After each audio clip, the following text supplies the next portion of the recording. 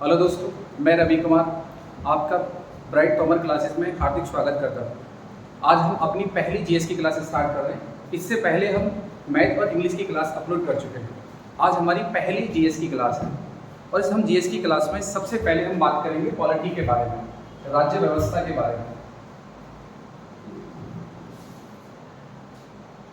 और राज्य व्यवस्था के टॉपिक को समझेंगे हम, ठीक है। और अभी स्टार्टिंग में जो हमारा इस पॉइंट के ऊपर डिस्कशन होगा वो बहुत बेसिक होगा। पहले हम बेसिक पॉइंट पे बात करेंगे और वो बेसिक पॉइंट जो होगा वो पार्लियामेंट होगा।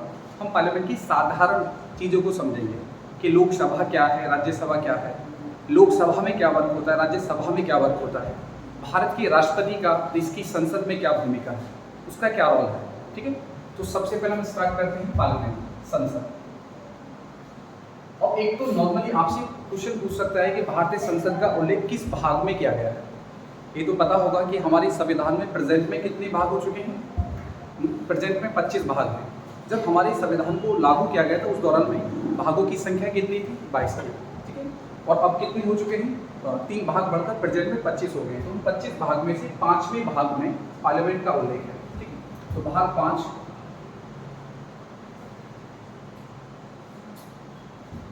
अनुच्छेद 79 से 122 यानी 79 से 122 तक भारतीय संसद का उल्लेख है। एक नॉर्मली आपसे क्वेश्चन पूछ सकता है कि भारतीय संसद का उल्लेख किस आर्टिकल में किया गया है? तो आर्टिकल 79 में भारतीय संसद का उल्लेख है, ठीक है। अब भारतीय संसद क्या है, क्या भूमिका है भारतीय संसद की हमारे देश में और हमारे संविधान में? इतना तो आपको पता होगा कि भारत एक लोकतांत्रिक देश है। और लोकतंत्र का मतलब क्या है? अब लोकतंत्र 2 प्रकार के होते हैं, डायरेक्ट और एक इनडायरेक्ट होता है। अब डायरेक्ट लोकतंत्र वो है जहाँ पर प्रजा के द्वारा कानून बनाया जाता है, जैसे कि स्विट्जरलैंड।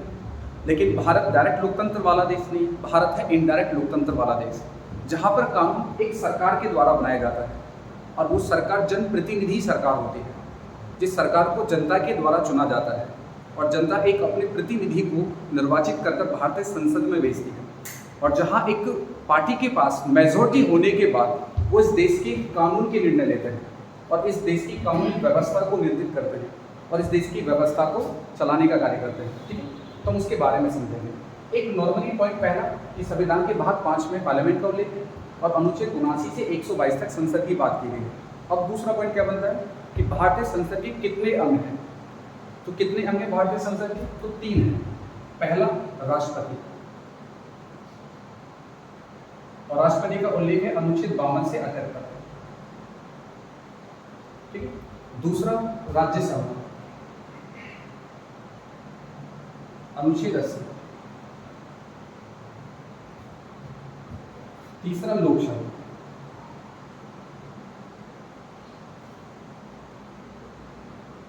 अनुच्छेद 81, ठीक है। अभी हम फिलहाल में राष्ट्रपति के बारे में डिस्कस नहीं करेंगे, अभी हम फिलहाल में राज्यसभा और लोकसभा के बारे में बात करेंगे। तो संसद के कितने अभिन्न? 3, राष्ट्रपति, राज्यसभा और लोकसभा, ठीक है। राष्ट्रपति संसद का तीसरा अभिन्न अंग क्यों है? क्या राष्ट्रपति भारतीय संसद में जाके स्पीच देता है या भारत के राष्ट्रपति के द्वारा भारत की सरकार को चलाया जाता है? बिल्कुल नहीं। हम बात कर रहे थे जनप्रतिनिधि की, कि देश का एक प्रधानमंत्री होता है जिसे जनता के द्वारा प्रतिनिधि रूप में चुना जाता है। वही पार्लियामेंट के अंदर अपनी सरकार को स्थापित करता है, अपनी मेजॉरिटी को सिद्ध करता है, ठीक है। तो राष्ट्रपति का क्या रोल है फिर पार्लियामेंट के अंदर? अब राष्ट्रपति भारत का संवैधानिक अध्यक्ष है और संवैधानिक अध्यक्ष का कार्य क्या है कि कोई भी कार्य अगर भारतीय पार्लियामेंट में किया जाएगा, कोई विधेयक लाया जाएगा, तो उस विधेयक को लाने से पूर्व किससे अनुमति ली जाती है? भारत के राष्ट्रपति से अनुमति ली जाती है, ठीक है। उसके बाद वो विधेयक संसद के किसी सदन में प्रस्तुत किया जाएगा, चाहे वो राज्यसभा हो चाहे वो लोकसभा हो, किसी में प्रेजेंट कर सकते हैं, ठीक है। लेकिन कुछ ऐसे भी विधेयक हैं जो सिर्फ लोकसभा में ही पहले प्रेजेंट होंगे, उन्हें राज्यसभा में नहीं कर सकते पहले, ठीक है। पहले लोकसभा में होगा, उसके बाद राज्यसभा में उसे प्रेजेंट किया जाएगा। जैसे मनी बिल होता है, धन विधेयक होता है, वो सबसे पहले किस सदन में भेजा जाएगा? लोकसभा में, उसके बाद राज्यसभा में, ठीक है। तो कोई भी विधेयक लाया जाता है जब भारतीय संसद में, तो किससे अनुमति ली जाती है? राष्ट्रपति से। संवैधानिक अध्यक्ष से, संविधान के मुखिया से अनुमति लेने के उपरांत ही उस विधेयक को लोकसभा में भेजा जाता है, ठीक है। तो अभी हम कहाँ पहुँचे? पहला पॉइंट भाग 5 अनुच्छेद 79 से 122। संसद के कितने अभिन्न? 3, पहला राष्ट्रपति, दूसरा राज्यसभा और तीसरा लोकसभा। अब फिलहाल में राज्यसभा और लोकसभा के बारे में समझेंगे, ठीक है।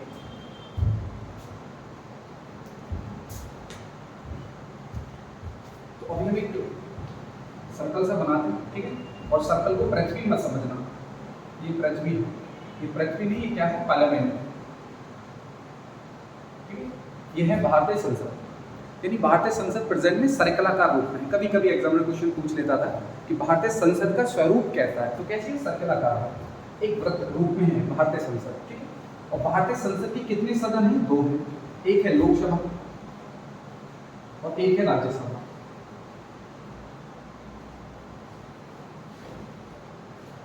देखो हमने अभी एक 2 बातें हो गई। पहला, अभिन्न अंग कितने हैं, जब अभिन्न अंग की बात करेगा तो 3 हैं, और जब वो कहता है कि सदन कितने, तो सदन 2 हैं, लोकसभा और राज्यसभा, ठीक है।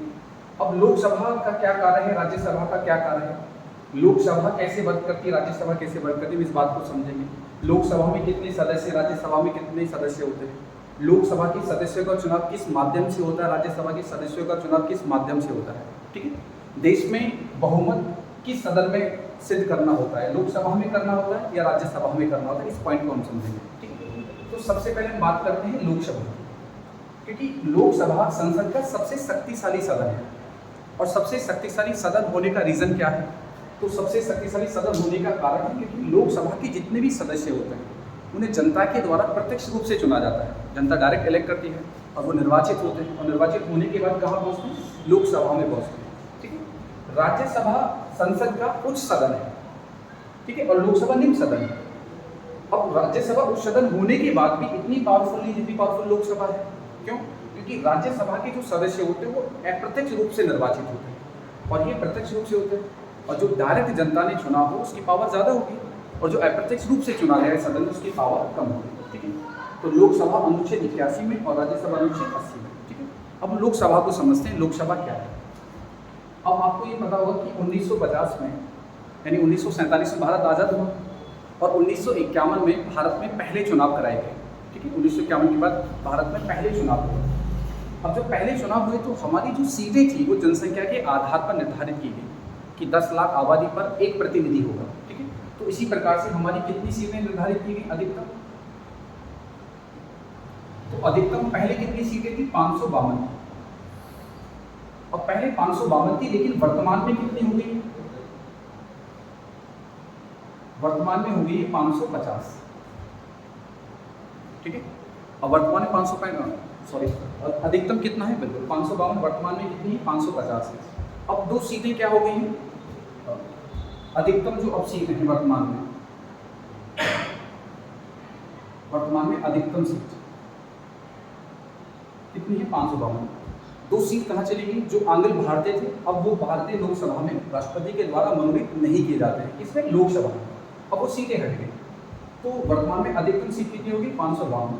लेकिन लोकसभा में वर्तमान में कितनी सीटों पर चुनाव हो रहा है, तो वर्तमान में हो रहा है 543 सीटों पर। पहले कितना होता था, 545 सीटों पर होता था, और 2 आंग्ल भारतीय भारत के राष्ट्रपति के द्वारा लोकसभा में मनोनीत किए जाते थे, ठीक है। अब कितने हैं, 543 हैं वर्तमान में। अब ये 543 जो उम्मीदवार हैं वो कहाँ से निर्वाचित होंगे, वो निर्वाचित होंगे भारत की जनता के द्वारा, और हर एक जिले से एक प्रतिनिधि निर्वाचित होकर कहाँ पहुँचेगा, लोकसभा में। जैसे आप सुनते होंगे कि लोकसभा चुनाव है, ठीक है, जो 2024 में फिर होने वाले हैं। अब आप देखेंगे कि कभी भी निर्वाचन आयोग इस शब्द का उपयोग नहीं करता है कि प्रधानमंत्री चुनाव है, क्योंकि प्रधानमंत्री एक जिले से तो निर्वाचित होकर नहीं आया है ना। एक ऐसा थोड़ी कि प्रधानमंत्री के लिए पूरे भारत के लोगों ने मतदान किया है। जो भारत के लोग होते हैं वो मतदान करते हैं अपने प्रतिनिधि, और जो प्रतिनिधि उनके जिले से निर्वाचित होकर लोकसभा में जाता है, और बाद में वो प्रतिनिधि मिलकर एक सरकार बनाते हैं, ठीक है। तो 543 जितने भी सदस्य होंगे वो सब कहाँ से निर्वाचित होकर आएंगे, भारत के प्रत्येक जिलों से निर्वाचित होकर आते हैं, ठीक है। 543 के 543, और उनका चुनाव होता है। अब भारत में क्या राज्य और केंद्र शासित प्रदेश है। अब 543 में से कुछ सदस्य राज्यों से निर्वाचित होंगे और कुछ सदस्य केंद्र शासित राज्यों से आएंगे। अब राष्ट्रपति जो 2 आंग्ल भारतीय मनोनीत करता था वो हट गए, अब कोई आंग्ल भारतीय मनोनीत नहीं होते लोकसभा के अंदर। तो अब 543 में से एग्जामिनर आपसे क्वेश्चन पूछ सकता है कि कितने सदस्य राज्यों से निर्वाचित होते हैं, तो 543 में से 530 कहाँ से आएंगे, राज्यों से। 13 सदस्य कहाँ से आते हैं, केंद्र शासित प्रदेश से आते हैं, और 2 आते थे आंग्ल भारतीय, तब होते थे 545। अब आंग्ल भारतीय हैं तो कितने हो गए, 543। तो 530 सदस्य कहाँ से निर्वाचित होंगे, राज्यों से होंगे, और 13 सदस्य कहाँ से आएंगे, केंद्र शासित प्रदेश से। और राज्यों में कहाँ से आएंगे? प्रत्येक एक सदस्य एक जिले से आएंगे। ठीक है, वो जनसंख्या के आधार पर होता है, एक जिले से एक उम्मीदवार होता है। ठीक है, एक उम्मीदवार निर्वाचित होगा और वो सारे निर्वाचित होकर कहाँ पहुंचते हैं? यहाँ पे, और उनका चुनाव होता है प्रत्यक्ष रूप से। प्रत्यक्ष रूप का मतलब है कि जहां जनता डायरेक्ट मतदान करती है। तो आप देखेंगे कि लोकसभा के चुनाव में जनता डायरेक्ट मतदान करती है, हम खुद मतदान करते हैं और एक सांसद को जिता के कहाँ भेजते हैं? लोकसभा में भेजते हैं। सांसद का मतलब क्या है? सांसद का मतलब है कि जो जनता का डाकिया हो, ठीक है, जो जनता की बातों को संसद के समक्ष लेके जाए। ठीक है, वो अलग बात है कि वो उन बातों को प्रेजेंट नहीं कर पाए। जो व्यक्ति खुद के बारे में कुछ नहीं कह सकता, वो जनता के मुद्दों के बारे में क्या कहेगा? ऐसे कुछ उम्मीदवार होते हैं जो निर्वाचित होकर कहाँ चले जाते हैं? सदन में चले जाते हैं। ठीक है, जिन्हें खुद के बारे में कुछ ज्ञान नहीं होता, वो जनता के बारे में क्या बताएंगे? लेकिन फिर भी 543 सदस्य निर्वाचित होकर पहुँचते ही सदन में। फिर क्या होता है कि लोकसभा में इलेक्शन कमीशन काउंटिंग करता है और काउंटिंग करने के दौरान में यहाँ पे एक नियम होता है कि आपको एक मेजॉरिटी सिद्ध करनी होगी। ठीक है, बहुमत सिद्ध करना होगा और बहुमत कितना होता है? 50% प्लस 1। और लोकसभा का नियम है कि यदि किसी को भी लोकसभा में अपनी सरकार चलानी है तो लोकसभा के कार्यकाल तक ये बहुमत बरकरार बनाए रखना है। यदि ये बहुमत गिर जाता है तो फिर उस सरकार को लोकसभा में कार्य करने की कोई भी अधिकार नहीं दिया जाता है, कोई राइट नहीं होता है उसके पास में, जब तक वो अपनी बहुमत को सिद्ध नहीं कर देगी उन्हें भारत के राष्ट्रपति के समक्ष। ठीक है, वो मैं बताऊंगा आपको आगे, नेक्स्ट हम आगे बात करेंगे। तो बहुमत कितना होता है? 50% प्लस है। कितनी सीटें हैं? 543 हैं। 543 का हम 50 निकालेंगे तो कितना होगा? 2 दूनी 4, 2 सत्ते 14, 2 ही करना 2। ठीक है, पूरा डिवाइड नहीं करना है, मैथ नहीं, पॉलिटिक है। ऐसा नहीं कि भाई डिवाइड करके आधा सांसद और लेके आओ, तो सिर्फ हमें क्या करना है? जितना डिवाइड होगा उतना डिवाइड करना है। तो 271 हो गया प्लस 1 हो गया, कितना हो गया? 272। जिस भी पार्टी के पास 272 सांसद होंगे, इसका मतलब है वो पार्टी किसमें आ गई? बहुमत में आ गई। अब उस पार्टी को लोकसभा में अपनी सरकार को चलाने का अधिकार दिया जाएगा, वो भी कितने समय के लिए? कार्यकाल कितना होगा? 5 वर्ष। ठीक है, ऐसा नहीं है कि एक बार कोई सरकार बन गई तो 5 वर्ष तक वो लोकसभा में यथावत ही रहेगी, बिल्कुल नहीं। 5 वर्ष से पहले भी वो विखंडित हो सकती है यदि वो अपना बहुमत खो देती है। अगर वो अपने बहुमत को खो देती तो उस सरकार को उसके कार्यकाल से पहले भी विखंडित किया जा सकता है। ठीक है, तो यानी मेजोरिटी कितना सिद्ध करना होगा? लोकसभा में कितना बहुमत होता है? 50% प्लस है। अगर हम सांसद की बात करें तो 272 सांसद। ठीक है, लोकसभा का कार्यकाल कितना होगा? 5 वर्ष। अब यहाँ से 2 बात और बन जाएंगी। अब आपसे क्वेश्चन पूछने लग जाए कि लोकसभा के सदस्य का कार्यकाल कितना है, तो लोकसभा के सदस्य का कार्यकाल भी कितना होगा? 5 वर्ष ही होगा। देश के प्रधानमंत्री का कार्यकाल कितना होगा? 5 वर्ष ही होगा। ठीक है, अब फिर यहाँ पे क्या होता है कि अगर किसी भी व्यक्ति को लोकसभा सदस्य का चुनाव लड़ना है या लोकसभा सदस्य बनना है तो उसकी एक आयु होती है, और आयु कितना होती है? 25 वर्ष। ठीक है, योग्यता में कि भारत का नागरिक हो। अब ऐसा तो है नहीं कि पाकिस्तान का व्यक्ति आके भारत में प्रधानमंत्री चुनाव लड़ेगा या सांसद चुनाव लड़ेगा, तो भारत का नागरिक ही भारत के लोगों के समक्ष में उपस्थित होकर चुनाव लड़ेगा। ठीक है, तो भारत का नागरिक होना चाहिए, पागल नहीं होना चाहिए। भाई जिस व्यक्ति का मानसिक संतुलन खराब होगा वो जनता के मुद्दों की क्या बात करेगा सदन में जाके, तो उसका मानसिक संतुलन ठीक होना चाहिए। वो किसी भी बैंक के द्वारा बैंकरप्ट नहीं होना चाहिए, है ना। जो बैंकरप्ट व्यक्ति होगा भ्रष्ट होगा। अब भ्रष्ट आदमी तो जनता को ही लूटेगा, भला जनता के भले के लिए क्या करेगा। ठीक है, और उसकी न्यूनतम आयु कितना होना चाहिए? 25 वर्ष होना चाहिए। अब यहाँ से एक क्वेश्चन बनता है कि भारत का प्रधानमंत्री बनने के लिए न्यूनतम आयु कितना होना चाहिए? ऑप्शन में 25 वर्ष हो, 30 वर्ष हो, 35 वर्ष हो, तो आंसर क्या लगाएंगे हम? 25 वर्ष। क्योंकि जो सांसद है वही क्या बनता है? प्रधानमंत्री बनता है। मैंने आपको बताया कि जब निर्वाचित होकर सदस्य सदन में जाते हैं तो निर्वाचन आयोग काउंटिंग करता है, और काउंटिंग करने के बाद जिसके पास ये मेजोरिटी होती है, जिस भी पार्टी के पास में 50% प्लस 1 बहुमत होता है, उसके पार्टी अध्यक्ष से वो बात करता है भाई आप अपनी पार्टी का प्राइम मिनिस्टर किसको बनाना चाहते हैं, तो वो जिसको भी सेलेक्ट कर लेता है, ठीक है, उसको ही क्या बना देते हैं? प्राइम मिनिस्टर बना देते हैं। वही प्रधानमंत्री बनता है, और उसके प्रधानमंत्री बनने में पूरी पार्टी का सहयोग होता है और सब लोग उसे समर्थन करते हैं। ठीक है, क्या हम समर्थन करते हैं कि ये व्यक्ति भारत का प्रधानमंत्री होगा हमारी पार्टी की तरफ से। ठीक है, और वही देश का क्या बनता है? प्रधानमंत्री बनता है। और प्रधानमंत्री निर्वाचित नहीं है, नियुक्त उम्मीदवार है, वो नियुक्त हुआ है। अभी मैंने आपको बताया प्रधानमंत्री पद का थोड़ी चुनाव हुआ है, आपने प्रधानमंत्री के लिए थोड़ी वोट डाला, तुमने वोट डाला है एक सांसद के लिए। और एक सांसद जीत के कहाँ गया, सदन में, और उन सांसदों ने क्या दिया है, समर्थन दिया है, ठीक है, 50% प्लस एक मेजोरिटी पर, और उस समर्थन से एक व्यक्ति क्या बना है, प्रधानमंत्री बना है, और उसी वो समर्थन बरकरार रखना होगा 5 वर्ष की कार्यकाल तक, जब तक उसका कार्यकाल होगा, उसकी लोकसभा का कार्यकाल होगा, ठीक है। तो प्रधानमंत्री क्या बनता है, सदस्यों की समर्थन से बनता है, और प्रधानमंत्री क्या है, एक नियुक्त उम्मीदवार है, ठीक है, निर्वाचित नहीं है, और नियुक्ति कौन करता है, भारत का राष्ट्रपति। अगर आपसे क्वेश्चन पूछे भारत के प्रधानमंत्री की नियुक्ति किसके द्वारा की जाती है, भारत के राष्ट्रपति के द्वारा प्रधानमंत्री की नियुक्ति की जाती है, ठीक है। तो राष्ट्रपति प्रधानमंत्री की नियुक्ति करता है, और प्रधानमंत्री की शपथ भी कौन कराता है, राष्ट्रपति ही कराता है। प्रधानमंत्री अपना त्यागपत्र भी किसको देगा, भारत के राष्ट्रपति को ही देगा, क्योंकि संवैधानिक अध्यक्ष है, भारत का सर्वोच्च नागरिक है भारत का राष्ट्रपति, उसी को ही त्यागपत्र देगा, ठीक है। तो प्रधानमंत्री बनने के लिए न्यूनतम आयु कितना होती है, 25 वर्ष होती है, ठीक है। एक प्रधानमंत्री का कार्यकाल कब तक रहेगा, 5 वर्ष तक रहेगा, यानी जब तक वो लोकसभा में अपने बहुमत को सिद्ध कर रखता है तब तक वो देश का प्रधानमंत्री रहेगा, ठीक है। अब 1 मिनट रिवाइज करते हैं जो हमने पॉइंट लिखा है, फिर आगे बात करेंगे, ठीक है। पहला क्वेश्चन, लोकसभा में अधिकतम सीट पहले कितनी थी, 552, वर्तमान में अधिकतम सीट कितनी होगी, 550, 2 सीट क्या हो गई, खत्म, 2 आंग्ल भारतीय को हटा दिया गया। वर्तमान में लोकसभा में कितने सदस्य निर्वाचित होते हैं, 543 होते हैं। राज्यों से कितने सदस्य आते हैं, 530 आते हैं। कैंसर राज्यों से कितने होते हैं, 13 सदस्य आते हैं, ठीक है।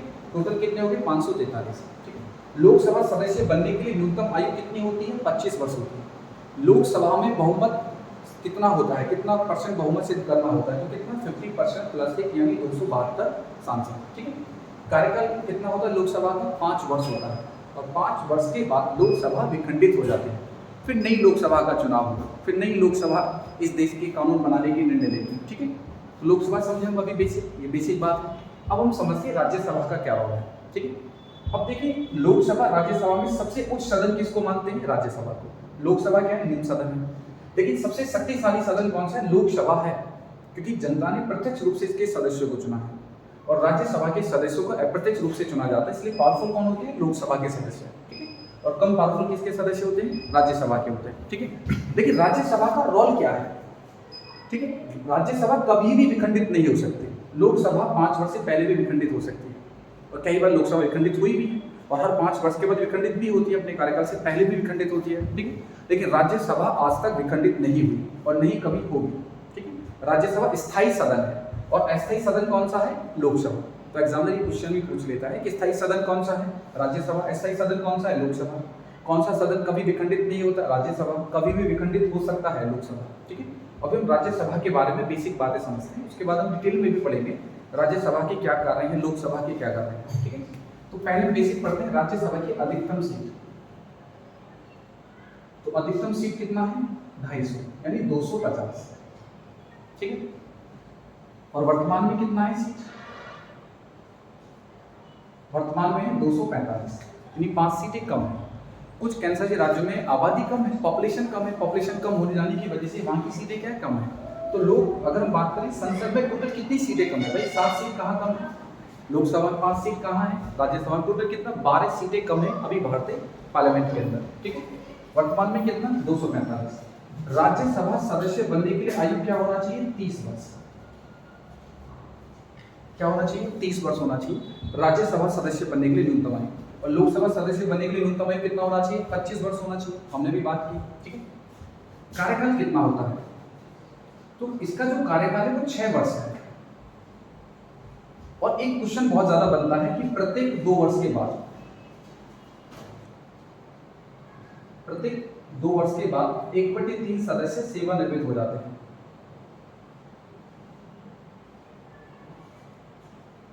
सेवानिवृत्त हो जाते हैं।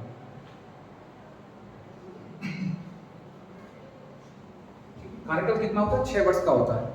इसका मतलब ये हुआ कि ऐसे 1/3 वो सदस्य नहीं है कि जो सिर्फ 2 वर्ष कार्यकाल करके गए, बिल्कुल नहीं। ये अपना 5-6 वर्ष का अपना पूरा कार्यकाल इन्होंने कंप्लीट किया है, पूरे 6 वर्ष के बल को कंप्लीट करके गए हैं, ठीक है। कितने, 1/3। तो एक तो क्वेश्चन पूछ लेता है कि 2 वर्ष के बाद राज्यसभा के कितने सदस्य सेवानिवृत्त होते हैं, 1/3, ठीक है। 1/3 सदस्य कितने वर्ष के बाद सेवानिवृत्त होते हैं, तो 2 वर्ष के बाद वो सेवानिवृत्त होते हैं, ठीक है। होते कैसे भाई, 245 का हम कितना निकालेंगे, 1/3, तो कितना होगा, 3 और 24, 3 1 3, यानी 81 सांसद प्रत्येक 2 वर्ष के बाद अपना 6 वर्ष का कार्यकाल कंप्लीट कर लेते हैं। अब जब कंप्लीट करके जाते हैं तो कुछ सदस्य ऐसे होंगे जो उत्तर प्रदेश से बिलोंग करते होंगे, कुछ ऐसे होंगे जो मध्य प्रदेश से होंगे, कुछ इनमें से ऐसे होंगे जो राजस्थान से होंगे, कुछ ऐसे होंगे जो तमिलनाडु से बिलोंग करते होंगे, कुछ असम से होंगे, अलग अलग राज्य से होंगे। तो फिर उनका चुनाव कैसे होता है? आपने तो कभी राज्यसभा में जाके वोट नहीं दिया होगा, नहीं सुना होगा कि राज्यसभा के सदस्यों का चुनाव निर्वाचन आयोग ने डेट अनाउंस की, ऐसा सुना कभी नहीं। हाँ, लोकसभा के सदस्यों के चुनाव का आप सुनते हैं कि भाई लोकसभा सदस्य के चुनाव है, निर्वाचन आयोग इलेक्शन कराता है, ठीक है। तो हम राज्यसभा के सदस्यों के चुनाव के बारे में नहीं सुनते। तो फिर ये कैसे निर्वाचित हो जाते हैं, कैसे राज्यसभा में पहुंच जाते हैं, उसके बारे में बात करते हैं। जैसे कि हम मानते हैं कि हम उत्तर प्रदेश के रहने वाले हैं और उत्तर प्रदेश की जो टोटल सीटें हैं वो कितनी हैं? 403 है, ठीक है, टोटल किसकी? विधानसभा की सीटें। और हम मानते हैं कि 81 में से 20 सांसद कहाँ के हैं? उत्तर प्रदेश के हैं। तो क्या करेंगे, हम उत्तर प्रदेश की टोटल सीट को राज्यसभा की जो सीटें खाली उससे डिवाइड करेंगे और हम 403 को अगर 20 से डिवाइड करें तो कितनी बार करता है? 20 बार डिवाइड जाएगा। इसका मतलब क्या हुआ कि 20 विधायक पर एक एमपी आएगा। एमपी समझते हैं ना? सांसद को क्या बोलते हैं? एमपी बोलते हैं, ये बात ध्यान रखना है। और राज्यसभा में कौन होता है? एमपी होता है, मेंबर ऑफ पार्लियामेंट, संसद का सदस्य। जो लोकसभा में बैठता है वो लोकसभा का सांसद, जो राज्यसभा में बैठता है वो राज्यसभा का सांसद होता है, ठीक है। एमएलए कौन है? मेंबर ऑफ लेजिस्लेटिव असेंबली, वो विधायक है, वो विधानमंडल में बैठेगा और उसका चुनाव एक तहसील के लोगों के द्वारा किया जाएगा, ठीक है। सुनते हैं कि भाई तहसील पे विधायक और जिले पर क्या होता है? सांसद होता है, ठीक है। विधायक कहाँ होगा? वो एक राज्य से संबंधित होगा, वो राज्य के मुद्दे पर बात करेगा और जो सांसद होगा वो देश के मुद्दों पर बात करेगा क्योंकि वो पार्लियामेंट में बैठता है, वो जाके विधानमंडल में बैठता है, ठीक है। तो आप मान सकते हैं कि 20 एमएलए, भाई टोटल उत्तर प्रदेश की विधानसभा सीट को हमने राज्यसभा की खाली सीटों से डिवाइड किया तो कितना आया? 20 आया। इसका मतलब हुआ कि 20 एमएलए अगर किसी पार्टी के पास है तो अपना एक सांसद भेज सकती है राज्यसभा में। अब जो पार्टी मेजोरिटी में होगी स्टेट में तो उसके ज़्यादा सांसद जाएंगे राज्यसभा में, जिनके पास जितने विधायक होंगे उसका उतना ही ज़्यादा सांसद जाएगा, ठीक है। तो यानी 20 में से एक पहुंचता है और इसी प्रक्रिया से राज्यसभा के सदस्यों का चुनाव होता है और ये सदस्य निर्वाचित होकर राज्यसभा में पहुंचते रहते हैं, ठीक है। तो कार्यकाल कितना है? 6 वर्ष का। प्रत्येक 2 वर्ष के बाद 1/3 सदस्य क्या होते हैं? सेवानिवृत्त होते हैं। अब इसमें भी तो सदस्य राज्यों से और कैंसर से राज्य से आते हैं। और एग्जाम्पल यहाँ क्वेश्चन पूछता है और राष्ट्रपति भी यहाँ पे सदस्य मनोनीत करता है। अब आपसे एग्जाम क्वेश्चन पूछने लग जाए कि राज्यसभा में कितने सदस्य राज्यों से आते हैं, तो कितने सदस्य आते हैं? 229, ठीक है, ध्यान रखना, इंपॉर्टेंट बात है। पूछता एग्जामिनर, दिल्ली पुलिस के एग्जाम में ही पूछा था कि राज्यसभा में राज्यों से कितने सदस्य निर्वाचित होकर आते हैं, तो 229 आते हैं। और 4 सदस्य कहाँ से आते हैं? केंद्र शासित राज्यों से आते हैं। 229 और 4 कितने हो गए? 233। और आपने ये बात तो सुनी होगी कि राज्यसभा में भारत का राष्ट्रपति कितने सदस्य मनोनीत करता है? 12 सदस्य मनोनीत करता है। तो 233 और 12 कितना हो गया? 245, ठीक है। और 245 सदस्य कहाँ पहुँचते हैं? राज्यसभा में पहुँचते हैं, ठीक है। अब ये बात आप समझे, जो अभी हमने बेसिक बातें आपको बताई लोकसभा राज्यसभा के बारे में। अब हम इन पॉइंटों के बारे में एक बार डिस्कशन करते हैं। कुछ नॉर्मली क्वेश्चन पूछते हैं आपसे, जैसे एग्जामिनर आपसे क्वेश्चन पूछे कि यदि कोई व्यक्ति लोकसभा सदस्य का चुनाव लड़ता है और वो चुनाव हार जाता है और पार्टी उसे प्रधानमंत्री बनाना चाहती है, क्या वो देश का प्रधानमंत्री बन सकता है? यदि वो लोकसभा चुनाव हार गया, ठीक है। यदि कोई व्यक्ति लोकसभा चुनाव हार जाता है तो वो बन सकता है देश का प्रधानमंत्री यदि वो राज्यसभा सीट से निर्वाचित होकर आ जाए। लेकिन राज्यसभा का अपना एक रूल है कि अगर राज्यसभा सीट पर चुनाव लड़ना है तो न्यूनतम आयु कितना होना चाहिए? 25 वर्ष। तो जो उम्मीदवार लोकसभा सदस्य का चुनाव हारा है उसकी उम्र 30 वर्ष हो या 30 वर्ष से ज्यादा हो, तभी वो राज्यसभा की सीट पर निर्वाचित होकर कहाँ आ सकता है? राज्यसभा में। उसके बाद जो पार्टी बहुमत में है वो अपनी तरफ से उसे प्रधानमंत्री बना सकती है। तो ऐसा नहीं होता कि प्रधानमंत्री सिर्फ लोकसभा से ही बन सकता है, प्रधानमंत्री राज्यसभा से भी बन सकता है। और मैंने आपको बताया कि प्रधानमंत्री चुनाव नहीं होता है, संसद सदस्यों का चुनाव होता है और संसद के सदस्य को एक व्यक्ति को प्रधानमंत्री के रूप में चुनते हैं, चाहे वो राज्यसभा का सदस्य हो चाहे वो लोकसभा का। वो उन्हें अपना बहुमत देते हैं, समर्थन देते हैं, ठीक है। और अपने इस बहुमत पर वो उन्हें सपोर्ट करते हैं, समर्थन देते हैं कि हम इसको प्रधानमंत्री बनाना चाहते हैं, चाहे वो लोकसभा सीट से जीता हो चाहे राज्यसभा से। अगर एग्जामिनर ये क्वेश्चन पूछे कि कोई ऐसा उम्मीदवार हो कि लोकसभा सीट से चुनाव हार गया लेकिन उसका उम्र 28 वर्ष है, अब उम्र 28 वर्ष है तो अब राज्यसभा सीट पे तो जाके चुनाव नहीं लड़ सकता, क्या वो देश का प्रधानमंत्री बनेगा? फिर 25 वर्ष आयु थी, लोकसभा सीट पे चुनाव लड़ा, हार गया। अब ऐसा तो नहीं कि इलेक्शन कमीशन दोबारा चुनाव कराएगा कि भाई इसके लिए फिर दोबारा चुनाव करा, उसको फिर जिता के लोकसभा में लेके जाएंगे, चुनाव हो गए। अब इंतजार करेगा, तब दूसरे लोकसभा चुनाव होंगे तब तक, लेकिन पार्टी उसे प्रधानमंत्री बनाना चाहती है। अब 28-30 वर्ष से उसकी उम्र कम है, बन जाएगा, बन सकता है। अगर आपसे कभी पूछे कि कोई ऐसा सदस्य है जो लोकसभा राज्यसभा का सदस्य ना हो, देश का प्रधानमंत्री कितने दिन के लिए बन सकता है, तो 6 माह के लिए बन सकता है।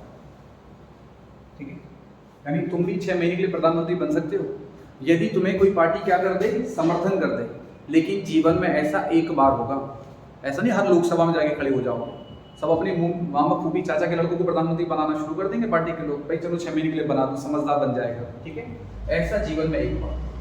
यदि कोई व्यक्ति ऐसा है ना वो लोकसभा सदस्य है ना राज्यसभा सदस्य है, तो वो 6 महीने के लिए प्रधानमंत्री बन सकता है यदि उसे बहुमत दल समर्थन करता है और 6 महीने के अंदर उसे किसी एक सदन की सदस्यता प्राप्त करनी होगी।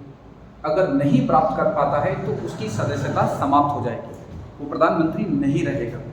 और उसके बाद अगर वो जीवन में फिर दोबारा कभी प्रधानमंत्री बनेगा तो उसे सबसे पहले अपनी सदन की एक सदस्यता को दिखाना होगा, या तो लोकसभा की या राज्यसभा की, तब वो प्रधानमंत्री बनेगा। ठीक है, तो बात समझ रहे हैं कि यदि व्यक्ति लोकसभा सदस्य ना और राज्यसभा सदस्य ना फिर भी प्रधानमंत्री बन सकता है, कितने महीने के लिए, 6 महीने के लिए। ठीक है, चलो एक काम करते हैं, 2 मिनट एक बार जो पॉइंट है उसे रिवाइज करते हैं, फिर हम आगे बात करते चलेंगे। ठीक है, जैसे नॉर्मली लोकसभा की अधिकतम सीट कितनी थी, 552, वर्तमान में अधिकतम कितना, 550। वर्तमान में कितने सदस्य निर्वाचित होते हैं लोकसभा में, 543। राज्यों से कितनी, 530। कैंसर राज्यों से कितना, 13। 2 आंग्ल भारतीय राष्ट्रपति पहले मनोनीत करते थे, अब नहीं होते हैं। ठीक है, लोकसभा सदस्य बनने के लिए न्यूनतम आयु 25 वर्ष, लोकसभा का कार्यकाल कितना, 5 वर्ष। 5 वर्ष से पहले लोकसभा कब विखंडित हो सकती है, यदि वो अपने बहुमत को खो देती है, अगर 50% प्लस एक बहुमत उसके पास नहीं होता है। ठीक, इसके बाद भारत का प्रधानमंत्री बनने के लिए न्यूनतम आयु कितनी होनी चाहिए, 25 वर्ष के बाद कोई भी व्यक्ति भारत का प्रधानमंत्री बन सकता है। ठीक है, राज्यसभा की अधिकतम सीट कितना, 250, वर्तमान में कितना, 245। ठीक है, आयु कितना होता है राज्यसभा सदस्य बनने के लिए, 30 वर्ष। राज्यसभा का कार्यकाल 6 वर्ष, प्रत्येक 2 वर्ष के बाद 1/3 सदस्य क्या होते हैं, सेवानिवृत्त हो जाते हैं। ठीक है, राज्य से कितने सदस्य निर्वाचित होते हैं राज्यसभा में, 229। कैंसर राज्यों से 4। राष्ट्रपति कितना मनोनीत करता है, 12 करता है, किसमें, राज्यसभा के अंदर। लोकसभा में कौन बैठते हैं, सांसद बैठते हैं, एमएलए नहीं। एमएलए कहाँ बैठेगा, विधानमंडल में, पहले भी बताया था, मेंबर ऑफ पार्लियामेंट। जो लोकसभा में बैठेगा लोकसभा का सांसद, जो राज्यसभा में बैठेगा वो राज्यसभा का सांसद। कौन सा सदन अस्थायी सदन है, कौन सा है, लोकसभा, क्योंकि कभी भी विखंडित हो सकता है। कौन सा सदन स्थायी सदन है, राज्यसभा, क्योंकि कभी भी विखंडित नहीं होता है, ना अभी तक विखंडित हुआ है। ठीक है, अगर आपको देश का कोई ऐसा व्यक्ति जो लोकसभा राज्यसभा सदस्य नहीं है तो देश का प्रधानमंत्री कितने समय तक बन सकता है, तो कितने समय तक, 6 महीने तक। ठीक है, आज की क्लास में हम इतना ही डिस्कस करते हैं। ये हमारी बेसिक क्लास थी और अगली क्लास में हम इसे आगे समझेंगे। ठीक है, कि लोकसभा का क्या कार्य है, राज्यसभा का क्या कार्य है, क्या बिल होते हैं, क्या प्रस्ताव होते हैं, उनको हम डिटेल से समझेंगे। ठीक है, आज तक के लिए इतना ही।